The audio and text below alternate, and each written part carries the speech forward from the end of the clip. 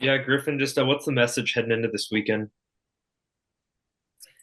I think just initially going in with the mindset of winning both games, we're not looking at it just to get, X amount of points to secure home ice advantage. We're going there to win and to continue to send a message to the rest of the league and the country that, we're the team to beat and that we can make a run here and that we will make a run. So I think it's just to continue to stick to our identity, which has really, come to fruition these last couple of weeks. And it's an exciting time to play with this group. That Saturday night game was quite a springboard. Can you walk us through that moment when you had the game winning goal? Yeah, I just remember it was 4-on-4, and we went back for a breakout. And I found Mitchie in the middle, and he went over to Krenner, and then Krenner's so fast, straight line speed. I just knew I was trying to keep up, and he had a nice shot off the goalie's blocker, and it kind of came right to me. So I knew when it landed on the ice, I just had to bear down and finish it. And then I got up and just ran to the students. So it was a pretty fun moment. And speaking of the atmosphere on Saturday night, you guys got off to a good start and then kind of slowed down a little bit. Mhm. What was the atmosphere like? It seemed like the lights going out in the second period kind of re-energized you guys.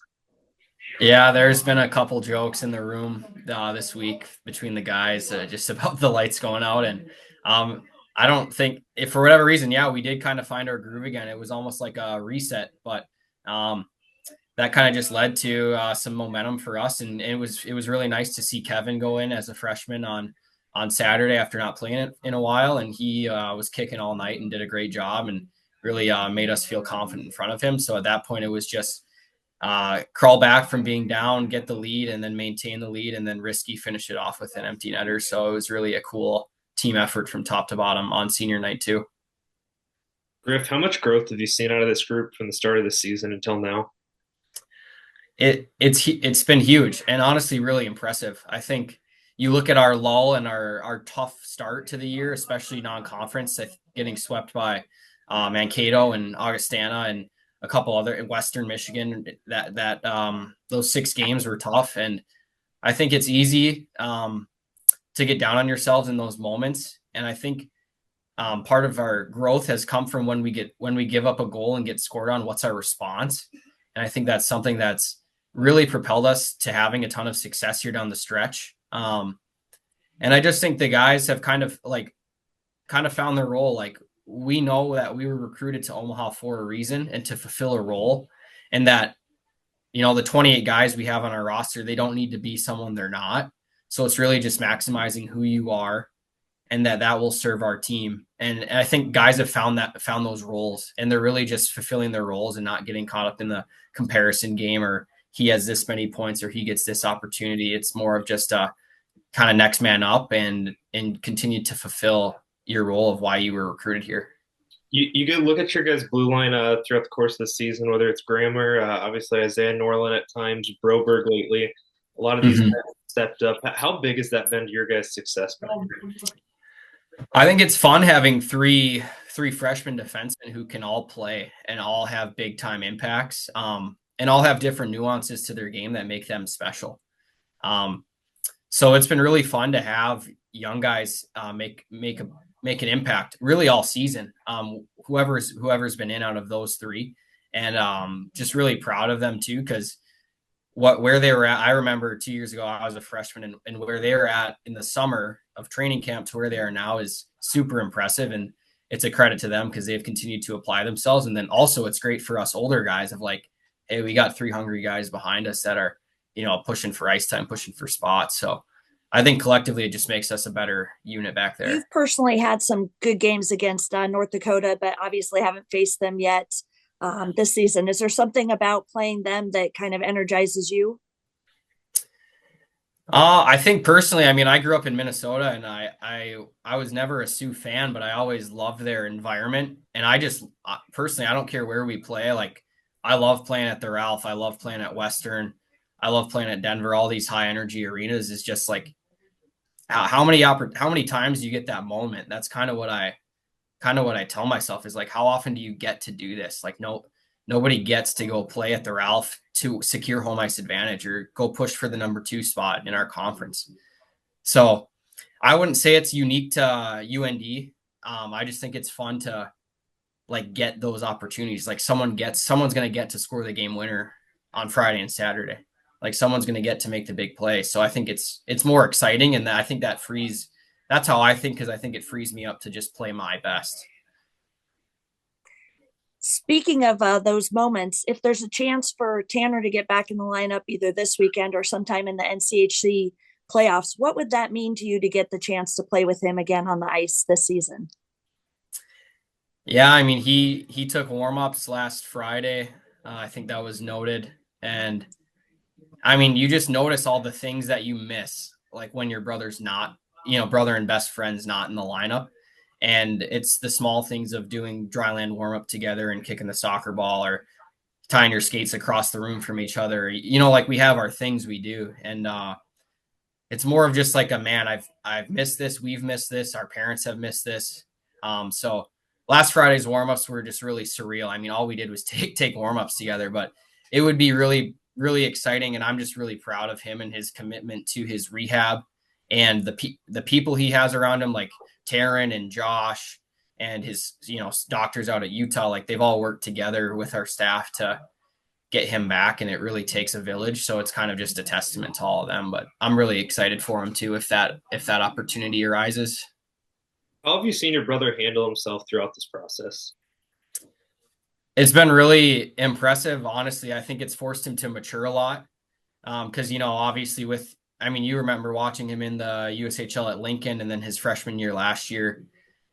He hasn't, in youth hockey, he wasn't always the man, but the last two, his last year in Lincoln and then even freshman year, he got a lot of attention, and a lot of things went right for him, and he's earned all that. But this kind of forced him to be, I don't like in the back seat a little bit of like, okay, I got to get back to the drawing board and grind and take care of myself and get healthy and work on being a great teammate, and, focusing on sleep, nutrition, rehab. Like being injured is no fun, let alone having what we thought could or would be season-ending injury. And he's made a strong case to potentially play here down the stretch.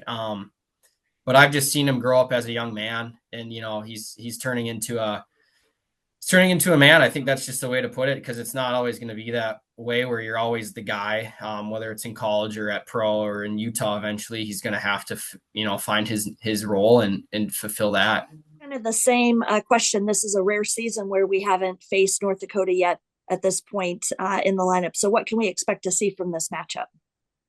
Yeah, I think it's been kind of nice, to be honest. Obviously, we've got with them being our travel partner in the past, it kind of always seems like every year we play each other, maybe a little bit ad nauseum after so many years together. So it's kind of nice that and exciting. I think both teams are probably excited to face each other for the first times, and looking forward to a good weekend. A lot of your roster, this is going to be their first trip up to the Ralph. Just what's the message to those guys?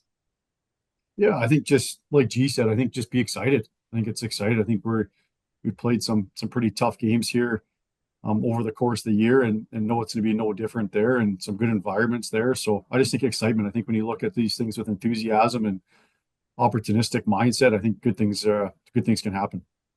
I know we just talked about him with Griff, but any chance or update of Tanner getting in the lineup this weekend, and same thing with Harrison? Yeah, we'll see. Both those guys are trying their best to come back as quickly and safely as possible there. So you'd probably be more of a game time decision to see where those guys end up. And you didn't mention Charlie Lurie, but I'm assuming he's been a healthy scratch. And with the Mavs going 1-for-4 on Friday and 0-for-5 on the power play, is there any thought to changing up how you're tackling the power play? I mean, North Dakota seems to take a lot of penalties. Yeah, absolutely. Obviously, all options are on the table there when you're trying to get the power play going. And, we've been pretty strong as of late on the power play there. So hopefully it's just a little bit of blimp in the screen here. But obviously he's a guy that can play that position well and is effective on that flank. I know we talked about him Saturday night, but to go back to him, this season as a whole with Kevin, what's been the thing that's impressed you the most about his growth? And obviously here in the second half, he's earned a couple big wins for you guys. Yeah, I think earned is the key phrase there. He's done exactly that. I think I think self-admittedly he had a long way to go when he came in here, and he's still working on a lot of aspects of his game. But it's been great to see his growth all season long. I think that's kind of been our theme for our whole team, where you see some of these guys of where they were at the start of the year or where they were in years past in the lineup to where they are now. It's pretty unbelievable to see the development that's taken place individually and collectively with these players. And Kevin's a prime example of that. So just really excited about him, proud of him. He's earned that opportunity to play and earned that opportunity to play well. And I'm assuming no ill effects from Simon. That was a pretty big hit he took on Friday night, but he'll be available if you choose to go with him as well. Yeah, again, we'll see. We'll see how he's doing there. That was a big hit, and so we'll see how he feels here and stuff heading into the weekend. Both teams are fighting for home ice. I'm sure the guys know what's necessary to be done. Anywhere from second to fifth place is a possibility. What would it mean to be able to come back to Baxter for just the second NCHC home playoff series? Yeah, obviously that's the goal, right? That's what you work for towards, and I think it's a pretty, like G said, pretty awesome opportunity. We're in this position to compete for that. So, and then again, I think our mindset's just back to kind of like, again, we have these press conferences every week. Every weekend's a big weekend, and every game's a big game, and no different this weekend here. So I think kind of enjoying that process, enjoying that pressure that we get a chance to compete for something special is something the guys are leaning into. To be in this position, especially with how this season started, when you look back at the year as a whole, what's been the thing that's impressed you the most about this group? Yeah, I love the word growth. I think that is a testimony to how, the whole organization looks at the season. And I think, I don't know, Gabe might have the stats, but I think even when me and Mankato, they're a pretty good hockey team, right? And so is Augustana, and so is Western Michigan. So when you look at that skid we had, I mean, those are three probably, I don't know where Augustana is in the pair, maybe top 25 teams, top 20 teams. And I think five or maybe six of those games were 1-goal games. So again, I think that just goes to show you have to stick with it. You have to keep investing and doing the right things consistently for a long period of time, and not knowing when that's going to pay off for you. And I think that's a great example of what we've done this season with the group to now to come to fruition and be on the other side of some of those games where you're coming up with those 1-goal wins and finding ways to win tight games. Yeah, he obviously scores a big goal for you guys Saturday night, but Griff this season, what have you seen out of him? Yeah, again, I just think he's making some excellent decisions when that puck's on his stick. I think when he's doing the work early and getting that puck on his stick, good things are happening there. And I think he's a gamer. I think he likes to play in those situations where there's pressure, and he's not afraid of it. He does the work, kind of, Monday through Thursday to earn the right to be confident there on Friday and Saturday. And I don't think he gets, the moment doesn't get too big for him. And I think those types of players, in my opinion, are very, very important down the stretch when you're in big games and big situations on a frequent occasion. And I know he relishes in those opportunities. What lessons can you apply from the ASU series, especially the resilience that the team showed bouncing back on Saturday to this upcoming weekend? Yeah, I think just it's not going to be easy. You're at a stage in the year, it's not going to be easy. And when you accept that and then just focus on what happens next and how do you do the work next, I think that allows you to free yourself up to not overthink and not get mentally fatigued or owned by the situation you're in. At the end of the day, it's not going to be easy, right? This weekend won't be easy. There'll be times that'll be tough. And if you can really control your response and how the best version of yourself steps up during those responses, I think that's what ultimately gives you the best chance to success. So we talk a lot about that. We work on it all the time.